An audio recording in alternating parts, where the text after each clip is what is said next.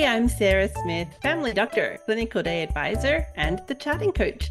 Welcome back to Sustainable Clinical Medicine podcast, where we're going to be interviewing peers or world experts who can help us think about our clinical day in a way that is more sustainable and create time for our lives outside of medicine. Welcome back, everybody. Today we have with us Dr. Jessi Gold, who is author, psychiatrist. I'm going to let you introduce yourself. Sure. Hello, everybody. My name's Jessi. I'm a psychiatrist, which is fun. I went to a bunch of fancy schools, but I primarily focus on healthcare workers and college students, and that has been like my primary clinical focus for a while. I also have a title, which is like Chief Wellness Officer for the University of Tennessee System, which is like a administrative leadership role in wellness for higher education, which is fun and cool. Outside of the work stuff, I have a dog. I like Taylor Swift. I probably don't take care of myself as well as I should. Enjoy really dumb television and sleeping as a coping mechanism more than I should. And I think that's a decent start. I think people will get the fact that I wrote a book because that'll come up, but it's called How Do You Feel? And happy to keep talking about whatever you want to talk about. Oh, I love this. I love this. Okay, so tell us what made you interested in psychiatry. Tell us a little of your journey through medicine. Sure. So my dad's a psychiatrist, and I would love to tell you that that made me want to be a psychiatrist, but it sort of was the opposite. Like I always thought like good at science, go to med school. And so that was always in my head. And I always thought I was going to go to med school, and you don't get a lot of time to pause and reflect. So in college, started those classes, but really hated them. And so became an anthropology major, got a master's in anthropology at the same time, just because I really liked culture and people's stories. And I did a lot of medical anthropology stuff. So it was still like, how does that relate to like how people interact in the health system or how people get care globally and that sort of thing. So it wasn't like I was way off, but I took some time there and then took a year off. Worked in health policy, did some time at a nonprofit in DC and some time at the World Health Organization in Geneva. And again, sort of like, how does the stuff that we're doing impact the world and impact decision making and impact like day-to-day life for people? And so go to med school with like this background of really liking to talk to people, hating basic science, and really trying to figure out how I fit in and went going. I also like the brain. And so initially was pretty convinced I was going to do neurology. Tried to do it, did all the research, like time I had in that, joined the neurology interest group, that sort of thing. But it was like, as much as I tried to not do psych, it always kind of came back up. So like my research project for the summer was supposed to be on like HIV in the brain, and I ended up studying with her data, like those groups of people, but also their anxiety and depression scores. So it was like I tried, but I still ended up there. And then same with like every rotation, it would be like I just want to like sit and listen to people and talk to them about their lives. And when push came to shove, um, I thought about like, do I want to see 100 patients with depression or 100 patients with a stroke? And like saying those are the two most common things that you might see in either field. And I thought that I would rather see 100 people with depression because even if your outcome, like what you're treating them with, might be similar, like how they got there, all that stuff mattered. And I really liked that. And so psych kept winning out despite really trying not to. But, if you ask my dad, he would say he knew I was always going to be a psychiatrist. I don't know if he's certain or, what that's about, but I think just kind of where I was interested, what I wanted to read, the fact that I really just wanted to talk about people and their stories. Like, it's not surprising, especially if you're already in med school and not getting a PhD in counseling. I think that it kind of was the best fit for me in that capacity. I would also say they care more about me as a student, as a human, which I was like very clear to me. So I had a really hard time, which is like way over the book, but like I had a really hard time in pre-med, which isn't surprising because a lot of people do, and also in med school, just sort of like how I fit in, but also with mistreatment in the system and how we kind of do that. And psych, like the first day of the rotation, like had a desk labeled with my name on it.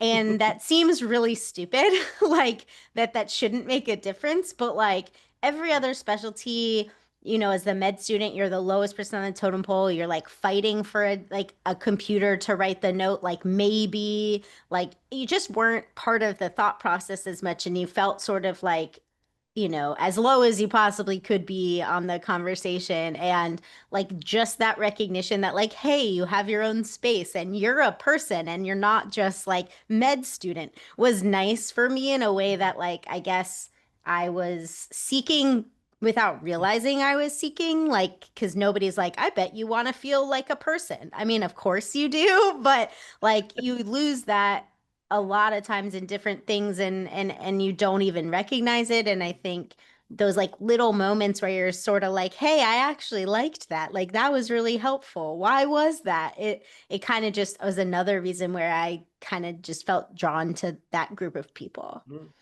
Yeah, okay, fair enough. Now, did what took you what took you to being interested in being a psychiatrist for physicians and student doctors? Tell us about that progression. Yeah, I mean, there's probably some like narcissistic thing to it, right? Like times at which I struggled that I wished things were done differently for me always stood out in my brain as like, I get that. Like I could make that better. When I was in college, it was the first time I asked for help for my own mental health. And it took me a really long time to do it. And despite, again, having a family that didn't like stigmatize mental health in any capacity, it just wasn't what we did. Like, I mean, you get good grades, you go to school, you study really hard. And so, like, I had all that and I was still fine with school and stuff. So I felt like I didn't need help. And then, some of my friends and my parents sort of started to push me towards it. And I went to college counseling center after a lot of hemming and hawing. And, I'm not a person, at least at that time, who was like super comfortable talking about myself and wasn't super comfortable like divulging inner secrets to someone I just met, was pretty guarded and sort of was like, yes, yes, no, no, like that's it. Like I wasn't elaborating. I wasn't giving you details you didn't ask for. I probably lied because I know I did for a lot of college about some of the stuff. And, at the end, the person was like, thanks for coming. But like you're not sick enough to get care on campus. And like that's a weird statement in itself. And like obviously memory is memory. So maybe that's not exactly what she said, but that's what I took out of it. And, as a person who took so much effort to go, that was like confusing to me because I was like, oh, see, I told you, but also why did everybody bother me to get here? And so I felt confused and luckily sort of still went and got help anyway. But I think for me, like I really recognized like how often people were asking for help for the first time at that stage of life, how challenging a lot of the new things that you're doing at that stage of life can be, how much pressure you put on yourself, but also like how much it matters to have the right landing place. And I didn't have that. And I thought, like, I think I could do that better. And I think I could be a good, like, landing place for people. I also really like the psychoeducation part of it. Like, okay, you don't know that you want meds. Let's talk about that. Why don't you want meds? Like, let's work through that. And so I think that's where the college kind of interest came from. And then when I went to med school and sort of saw how stressed everybody was and depressed everyone was, but then also like there's a lot of stigma in healthcare getting help. I was sort of like, oh, I get this too. Like I can make that better too.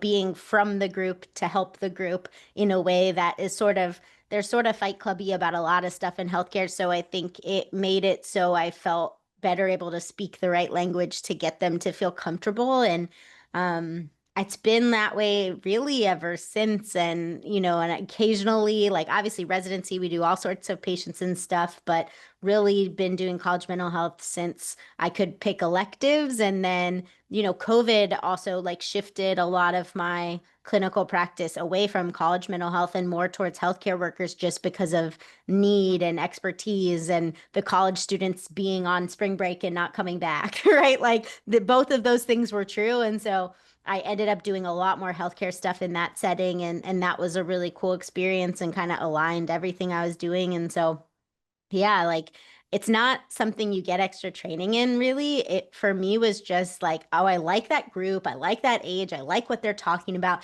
I can help them. And then how do I keep doing that? And it was always what I was looking to do.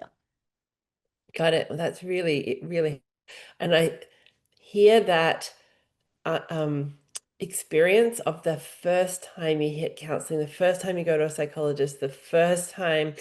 And I think a lot of listeners will have a similar story of, well, they said I was fine, or I don't know why I went. They didn't do anything, or it didn't help me feel any better.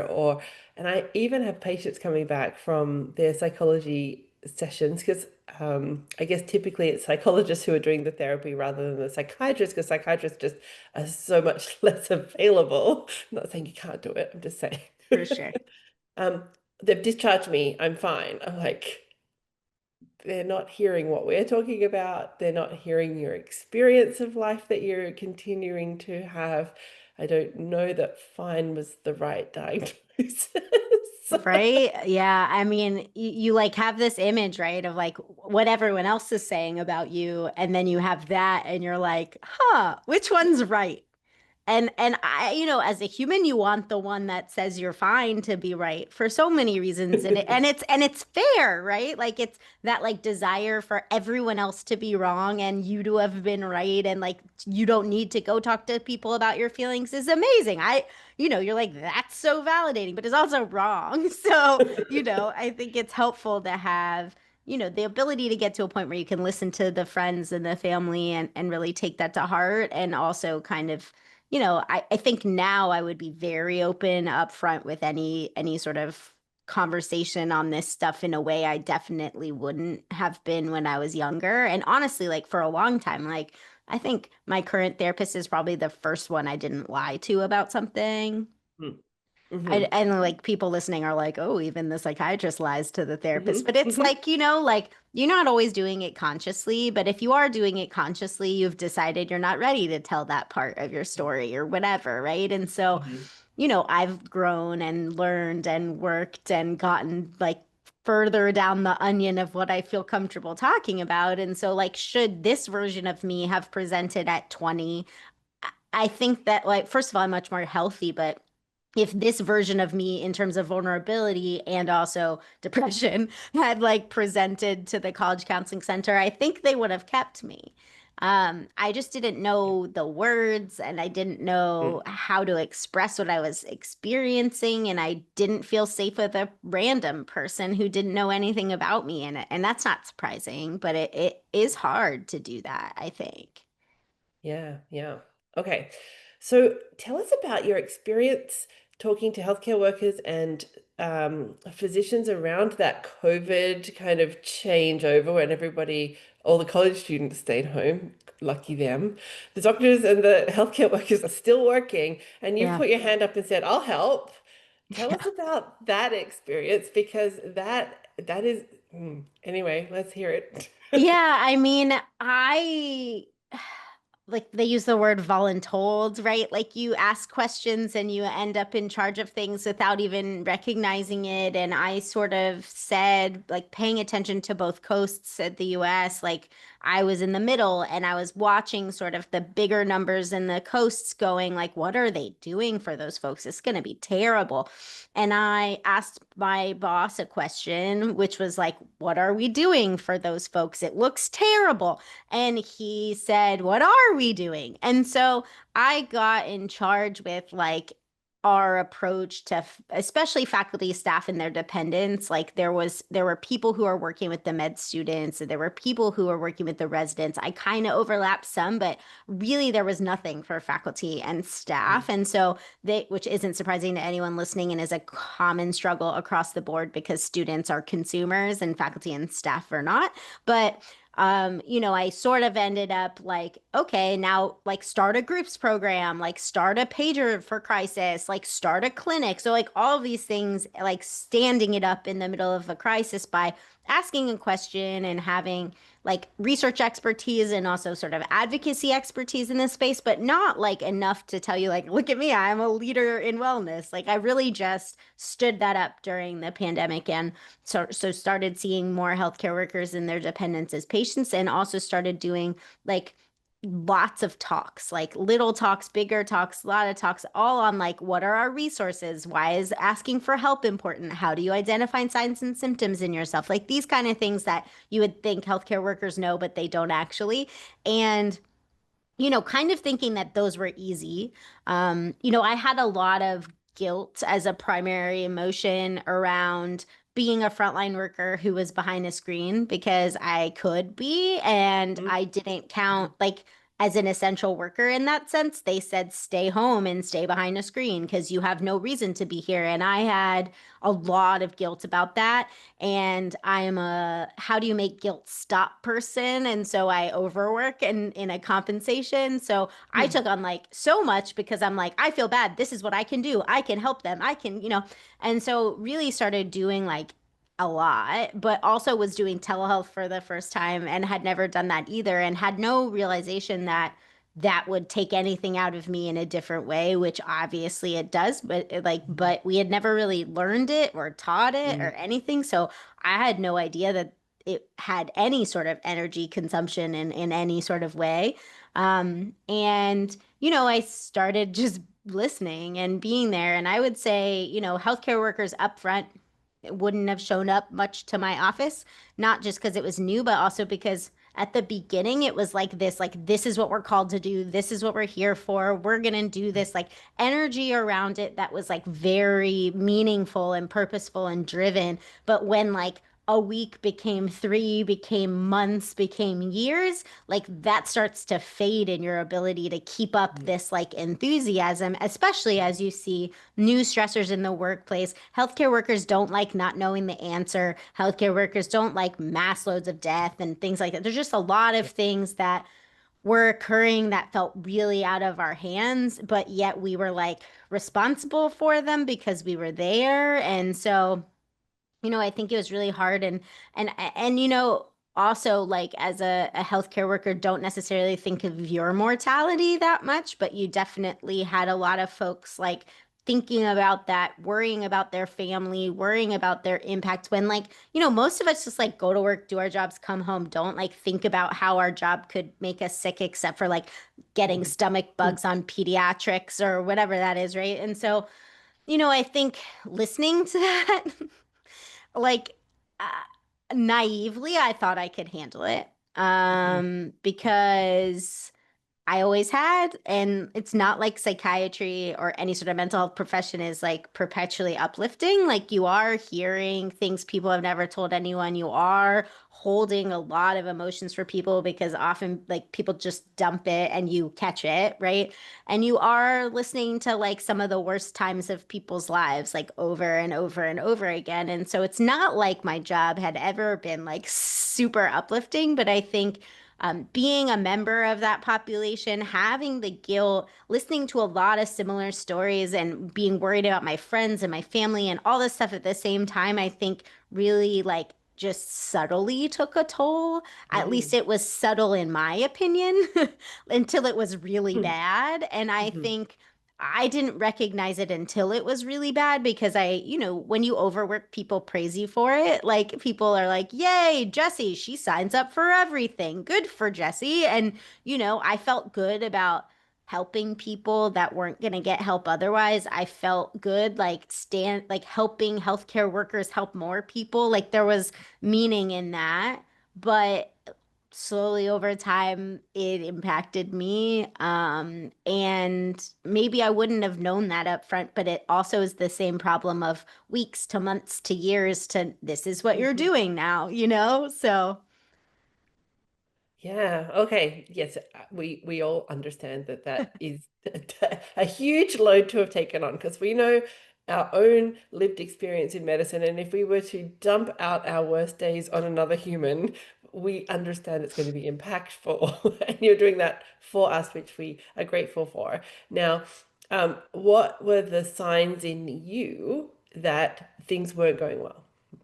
Yeah. So I wish I noticed subtle ones, but I'll tell you what I noticed. What I noticed was I was so tired. Like, the best way I can describe it is how I felt when I actually had COVID, which was like that heavy, weighty, achy feeling where you just feel bad. But I would like go from my room to the room where my TV was, like the room where I was doing work to the room where my TV was right after the workday. And I would just like not even realize, and I would have fallen asleep for 4 hours. Like I didn't remember going to sleep. I didn't remember feeling tired. Nothing. I just sat there intentionally to watch something stupid on TV and woke up like 4 hours later. And obviously that then messed with night sleep. And like then that became more of a problem. But for me, it was like this like fatigue thing that was a big problem. Guilt being a primary emotion, but also had this like I was doom scrolling a lot and I was like up doing that too. So after I didn't sleep like well at night because I had slept during the day, I was then on my phone looking at terrible stuff, like trying to tell healthcare workers like thank you for sharing your story on like Twitter or whatever because I thought that that was helpful to validate that and at the same time just trying to like function. And I think my biggest thing was fatigue, and I was convinced I was physically ill. Like you couldn't have told me anything else. Like I had was tired. There's a differential diagnosis for fatigue. Somebody needs to fix it and make it stop. And it is nothing to do with my emotions and my life.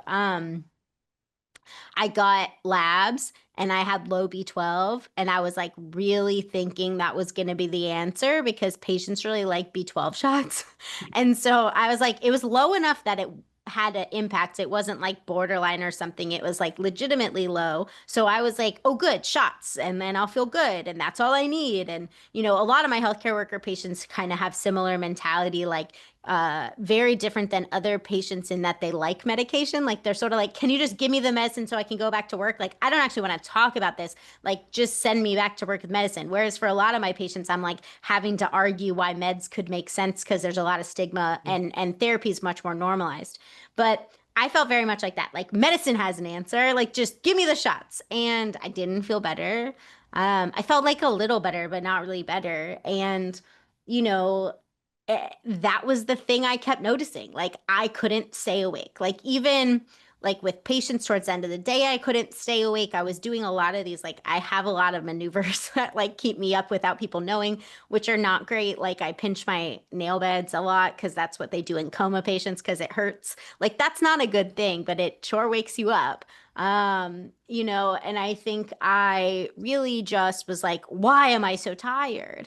You know, when I look back, there were a lot of other things I blew past. You know, for me, a primary one being like anger, a lot of anger, but the anger tended to be directed at like email volume or inbox volume. And I was just like, this is terrible. How do people do, what is this? Right. And like you don't really write back like that, but you're just like very mad, like so mad that you could like, if you saw an email, you'd like take your phone and you'd like break it. And that'd be great because then you don't have to deal with it.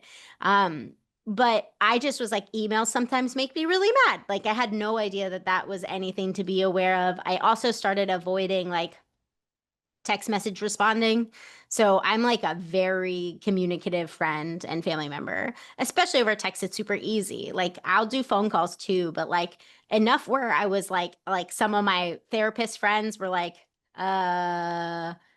you okay? Because like I guess like I just didn't want more people's stuff. Like Yeah. my friends don't necessarily dump on me on purpose, but like when you're an empath who asks the right questions, who thrives on like real, authentic connection and relationships. Like pre psychiatry, I would have asked a lot of that stuff. It's worse now because I'm trained, but you know, I would ask a lot of other people how they were doing, just even like not just my patients, like my family and my friends. And, you know, then I was like, why am I holding like everybody's everything. And so, then I just stopped wanting to talk to them, not because there was something like they're going to see about me, but because I was like, I can't take this anymore. Like, no Mm, more of this. mhm, But again, like, if you would have asked me at the time, I wouldn't have even told you I was avoiding my text messages. mhm, mhm. I would have just been like, oh, it was a long day. That's it, you know? Yeah. Okay, I think we're all hearing ourselves in your story. Yeah, I mean it's a subtle build until it's not, and I think like, it's burnout, not depression, if for those of you wondering. And I'd been depressed before. I take meds, so I knew what depression was, and I was like, I'm not sad. And I wasn't sad. Like, I wasn't sad. I still had interest in stuff. I just had no capacity. And Yeah. like with my no capacity, didn't want people, didn't want things, didn't want to stay awake, like and it was like much more physical than I would have told you I knew was true. I mean, as a Mm-hmm. person who lectures on burnout, I did not identify it in myself, which is its own sort of meta embarrassing thing. But like, I think some of it is like when I say in lectures it's subtle, I didn't really know what that meant until I knew what that meant. Like you can tell everybody, like, oh, you might not recognize it because work makes you tired, and work in a country where you work all the time, in a field that you work all the time, is going to make you extra tired. Like, of course, I'm emotionally exhausted. I listen to trauma all day, right? Like, it's so like easy to justify that as a side effect of the work that you do instead of recognizing that it's a problem and something you need to deal with. Yeah, yeah. Okay, so who was the noticing? So you had friends, therapy friends reaching out saying, "Why aren't you texting me back?" Who else? Who else was part of the noticing for you that kind of, or was it you who eventually identified? Tell us more. No, I mean, I wish I was like, yeah, it was me. I think my mom started guilting me some in there too. Like my mom said something like on a phone call, like this is the longest until we've ever gone not talking, like in a way Mhm. that sort of made me go, really? Like, what did I do? Then my clinical supervisor, who was only a couple of years older than me, also told me to take a vacation. And Mm. like that's weird. Like you're kind of like, what? Like, what did I do wrong? Am I getting in trouble? Like, and she was just like, I just think it help. Like it was something like that. And I was like, oh, okay. Like I hear you. That's weird, but okay.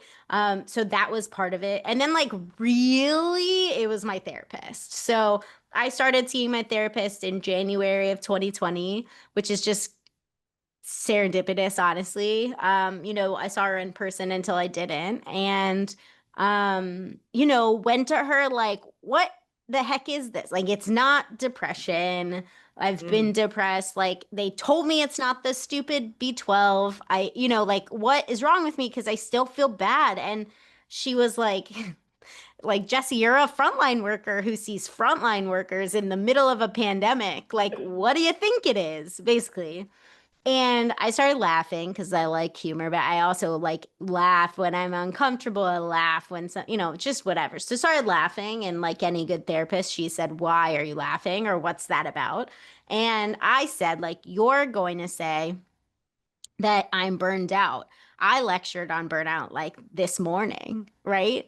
And I was like, that's embarrassing. And and she said something along the lines of like, that's why people go to therapy. And, it was a little smart dig, but it was true in a lot of ways, right? Because like, as much as I can rattle off signs and symptoms, had talked to patients about what they were dealing with, like turning the lens on yourself is hard. Mm. It's harder than it should be. And I think when people say stuff like that, you don't really believe them until you experience it. Like you're like, I'm an expert in this. There's no way I wouldn't know this. Like I can handle this by myself because I'm trained in it, whatever it is. But it's just not like that. And I think really easy for me to not think about myself in the context of such a high demand for my like emotions, right? So like I don't need to think about myself because I am giving talks and writing and doing advocacy and seeing patients and helping my friends and family. Like, there's no point in there that I had to recognize myself. Like, nobody was asking me except for my therapist. And like, I wasn't sitting there going like, what is this like for me? And I think my therapist said something to me like, have you ever asked yourself how you're doing? And I was like, what a dumb thing. Like, who says that? Like, why would I do that for myself? What a weird thing to say. But she's right. Like, I don't think I ever had like ever after work or even in between patients or something been like, what was that like to hear? Or how are you doing? Like, what was that about? You know? And it was just subtly never taking a break from the information and doing more work and doing more work and getting praised for it, whatever. And all of that compounding to just really ignore myself in the equation. And, you know, in healthcare too, like, to survive listening to bad stuff, I depersonal, like I dissociate almost. Like I am not present. And I am present in the sense that any patient who has ever seen me will say I'm empathetic and a good listener because I pride myself on that. But I'm not there enough to like absorb their pain. And I taught myself how to do that. And that is a bad skill, but it is a good skill in the moment because you can't listen to all that stuff all the time. And I think in the context of like terrible story, sounds like my parents, terrible story, like sounds like my sister, sounds like me. I was like just like sort of perpetually dissociated, like in this like sense of like I'm not here, I am a vessel. Like I'm doing my job and I'm helping, but I'm not gonna feel any of this as if that's possible. But I think that you know those coping skills you learn in training help until they can't, right? And until they become pathologic, right? Like really removing yourself from the situation, like, and not realizing how stuff impacts you, it ultimately is pathologic. You know, in the moment, it might not be. Like, you could still do that and help a patient, and then afterwards think about it at the end of the day or something, and that would be healthier. But I think, you know, just going and going and going and going and never going, like, turns out that was a terrible thing to listen to, and I haven't been listening to that in my soul. Um, Matters. You know, I didn't realize I dissociate until like there was a time in residency where my dog was really sick and was in the doggy like ICU, and I wasn't sleeping, and then I would like go see patients and I would like go see her, or you know, like kind of go back and forth. And I saw a patient, they said something, and then they left my office and I started crying. And my best friend came in and was like, first of all, are you okay? But also like, what's going on? And I was like, the world is so dark. Like, and she said, Jessi, the world's always dark. Why is it darker today? You know? And it was like a Yeah. realization to me that like if I'm not sleeping, if I have my own stuff, if I'm not okay, like the impact of the other stuff is so much worse because I'm actually not able to dissociate. And I had no idea that's like I was doing that so often. And then obviously I learned that and then still did it over the pandemic. But like to me, that was like profoundly interesting because I had never thought about like, oh yeah, you listen to horrible stuff every day. Why is the world bad today? And it is when you can't fight it and you heard Mm. it, like when you actually listen to the things that people tell you. Mhm. Uh, in a way that you can't sort of go like this is a story, like you know it when it's like that's a person, that's their life, that's what happened, the world is really messy and dark, like you hear that. And I'm an empath, so I had to learn that stuff to survive in the job that I do, but like it's not great all the time. Okay, all right. So, um, real that fascinating. I understand the dissociation and I understand the when at home is in crisis and so suddenly you can't separate yourself from the emotions that you're feeling, so you're more likely to have that experience in the workday. Okay, both of those hit home. My gosh, I think everyone listening can understand both of those pieces. What's the antidote like how on earth do we help ourselves now? That I Yeah. really like that pause after the patient saying, how are you doing about that? I think that is something that I only learned in a coaching environment. Yeah. And that's probably because I haven't had enough therapy environments.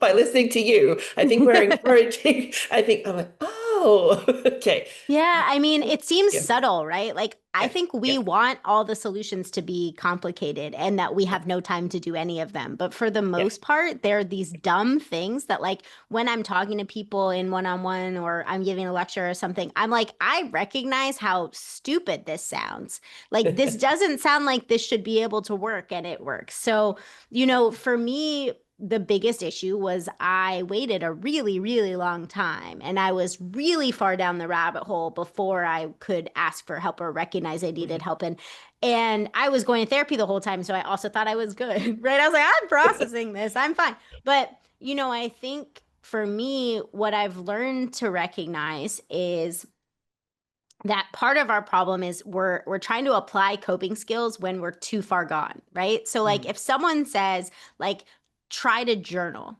and you're like 10 out of 10 burnt out, you're going to throw the journal at the person because that's a terrible idea. Like your only solution when you're 10 out of 10 is like time off, FMLA, like that's where you're hitting. Like you're not able to journal your way out of it. And healthcare workers get mad at coping skills all the time and like how it's taught to them. And I think it's because we teach it to them and they're all nines or tens. And they're like, what a terrible idea.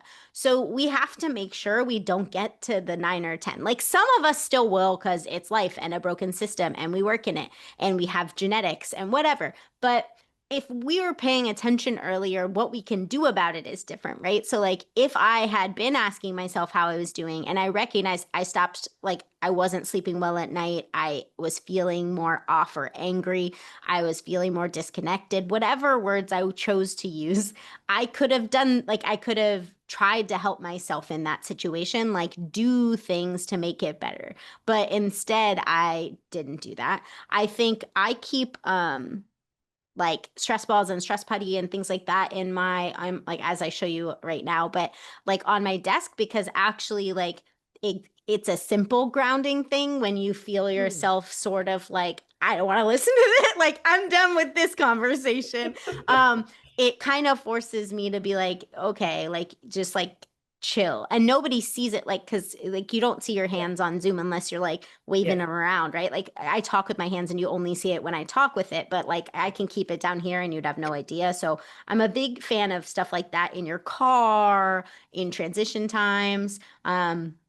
My therapist talked about like sort of how Mr. Rogers takes off his like shoes and sweater and comes into the house and puts on or like and puts on house clothes, right? Like a completely different outfit and sort of talked about like taking off the workday in the same way. Like what does that look like for you? Like what's a transition or what can you do? And a lot of us have like commutes or we could spend an extra 5, 10 minutes like listening to a song or doing a meditation if you like that, or going for a little run, or whatever it is for you.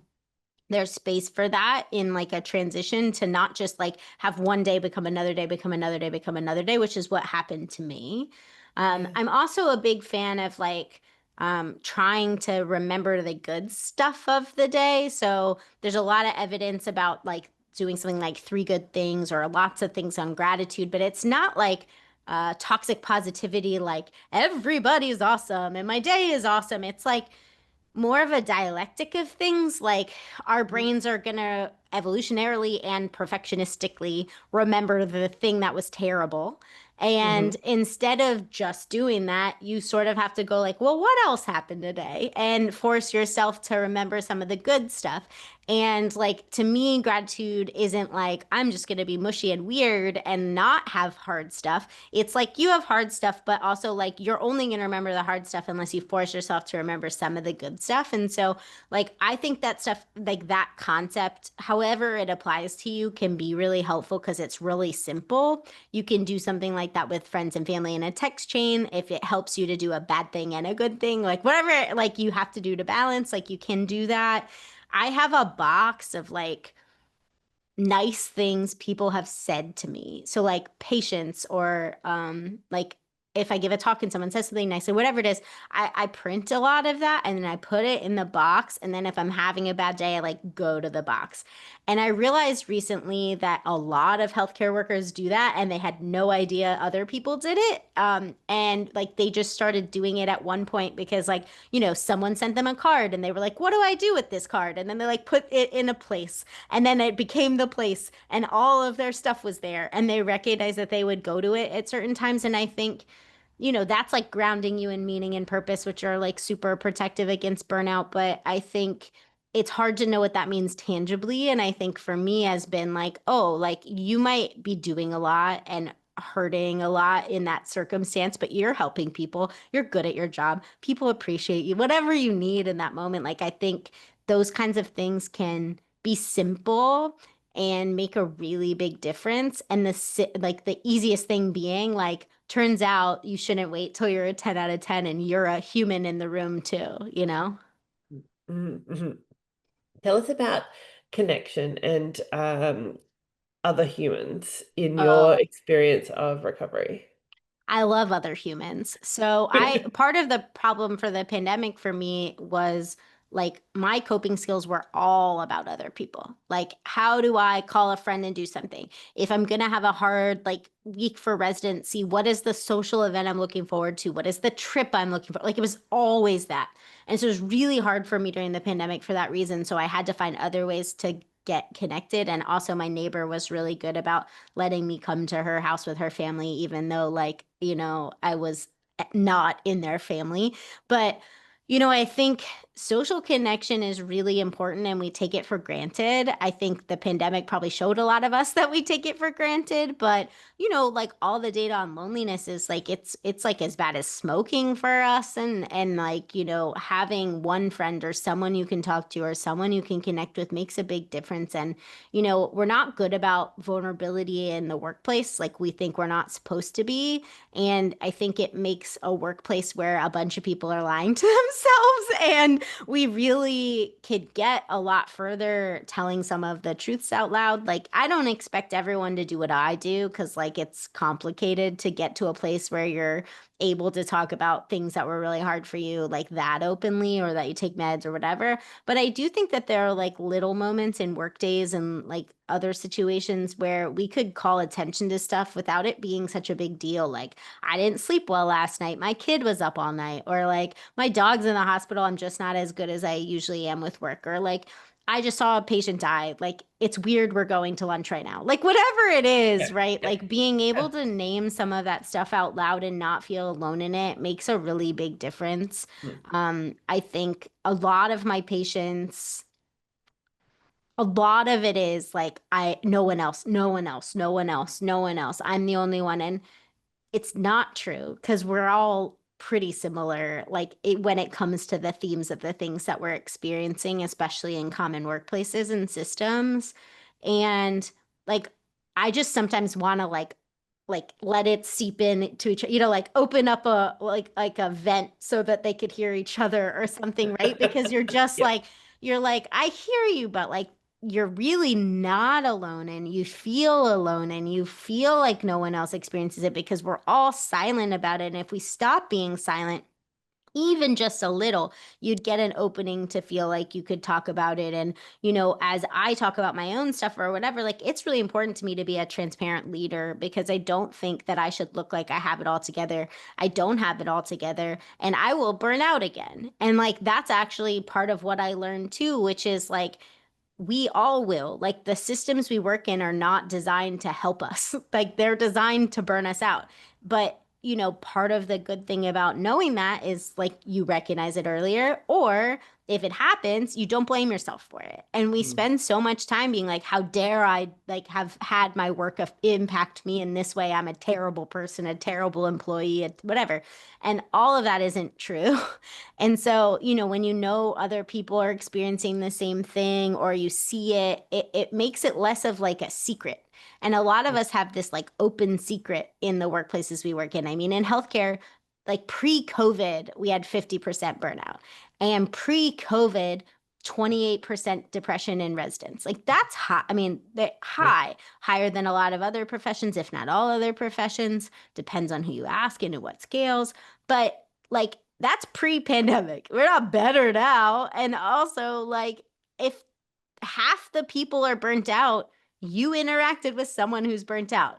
And what you should learn from that is not, I guess we're all burnt out and this is what we should expect. We should be able to talk about that and figure out how to get through it together, because the best solutions I've ever found are the ones that other people come up with. Like, you think it's going to be this complex thing, and like somebody got over burnout by thanking somebody every day, or walking with their head looking at people instead of their phone. Like whatever, these things that like I wouldn't have thought of being like an amazing solution, but I learned so much by what my patients say or what my colleagues say. And we have a lot of power to be able to help ourselves and help each other in that circumstance. If the only thing we're doing is being able to say, like, you seem off. Like, what's that about? I'm here. Yeah. So helpful. Thank you so much for this conversation, Jessi. Of course. All right, tell us where people can find you if they're looking to learn more about what you do. Sure. I'm at Dr. Jessi Gold on most of the platforms. Jessi is spelled like Jessica without the CA, because I was a snotty kindergartner. And most platforms, Instagram probably is my priority one these days, but I was a Twitter user, and it's a complicated disconnection of my soul. drjessigold.com for things that I've written. If you want me to come speak, there's a way to contact me through there. Love doing that. It's super fun. It's a big part of what I like to do, because it like in massive sense gets to do like group therapy and help us get better at some of this and the conversations around this. And then like lastly, the book you can get most places. If you like that place that delivers quicker and is a little cheaper, it's there. But if you prefer and can, local bookstores have it too. It'll be out in paperback in the fall, which will be cheaper too, if that's better for you as well. But I think if you enjoy the way that I talk about stuff, if it's been helpful for the way I talk about stuff, I wrote the book as part memoir, part patient narrative as an easier way to talk about these things. Like I'm often giving talks on these topics and people hate the topic up front because they've been told it so many times by a sort of like personification of a checkbox to not have to fix the system. And I think story is an easier way in. And I would hope people feel like that. And so if you're at all interested and you want to feel less alone and you want to know what it's like to be a psychiatrist who works during COVID, but it's not a COVID book, it just takes place during COVID, you can find it wherever you get books. Yes, and that's called How Do You Feel? Oh, yeah. How do you feel? Yeah. The subtitle is One Doctor's Search for Humanity in Medicine. It sounds deep. Oh, thank you so much for this conversation. I really appreciate you being here. If somebody is experiencing, can hear themselves in this story as, oh, I think I might be a burnout, what would you suggest they do? What are some of those pearls of wisdom that you'll leave us with? Yeah, I mean, I'm a big fan of psychotherapy. I think if that's not right for you, like coaching is its own role in things like burnout because it does come from a system in the workplace. But my therapist for me has been like everything. So if you can afford it and access it and it's possible, that is a great place to go. If you can't, like think about the things you like to do that you can go back to be able to like cope with something. I think we think that the answer is whatever other people do to cope or whatever we have access to in our workplace. If you hate mindfulness, don't do mindfulness. But, try some stuff out, see what you like, try it out before you feel bad and try to figure out what that looks like. If you don't have that luxury, maybe you need a vacation reset. I think we probably don't think enough about the value of time off, and we should. We should always take our vacation. We do not always have to take them in 2-week chunks. You can split it out and you can take Fridays off, but we should not be leaving vacation on the table. And while a vacation is a Band-Aid and not going to make your 10 out of 10 burnout go away permanently, it will reset you a bit because you're no longer in the system that you're in. So if you feel better on a weekend, it's the same thing. If you have big Sunday scaries, it's the same thing. everything, right? So it helps, but all it does is sort of put you back down in sort of the number, right? And if you don't change anything after that, it's unhelpful. So take the break, but then come back and figure out what you could be doing a little bit differently in your space to show up for yourself differently. Because as annoying as it is that we have these systems of work, and that they do burn us out, no one else is going to show up for us. And we really have to take that as a charge and not a punishment. And I think for so often for people, like when I talk about skills, they get mad because it feels like I'm saying you need to be more resilient and what's wrong with you. No. The systems that we work in are terrible. You're going to be affected by them, but you will quit or be miserable forever if you don't figure out some of this stuff yourself, because no one's going to figure it out for you and nobody wants to. And so you have to learn some of this yourself, and that stinks, and it shouldn't be like that, and the system should be better, but they're not. And so to be healthier in the workplace, to enjoy your job, to figure out why you did it in the first place, to remind yourself about that, to be a good team player, all of those things, you have to figure out what works for you. Thank you. I love that. We're going to end there. And I wish all of you a great day, and go look for some of those strategies Jessi was talking about. I think they are super important for us all. Thanks so much, Jessi. Have a great Thanks for day. having me. Hey, if you found this podcast episode helpful, I would encourage you to like and subscribe. Every time you do, you help a colleague or friend find our podcast, and it can help them too. Don't forget to share it along with your friends. If you're looking for extra help, don't forget we have Charting Champions for physicians and Smarter Charting for nurse practitioners and other clinicians to help you get home with your work done. We are helping you create sustainable clinical medicine. Thanks for listening.